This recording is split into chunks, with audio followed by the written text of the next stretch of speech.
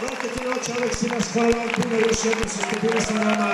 Hvala puno Centru za kulturu, kao što smo već rekli, ne samo zato što su nas doveli večeras, nego zato što njihova borba da se drži kultura, da se drži muzika, da ne iscrpna.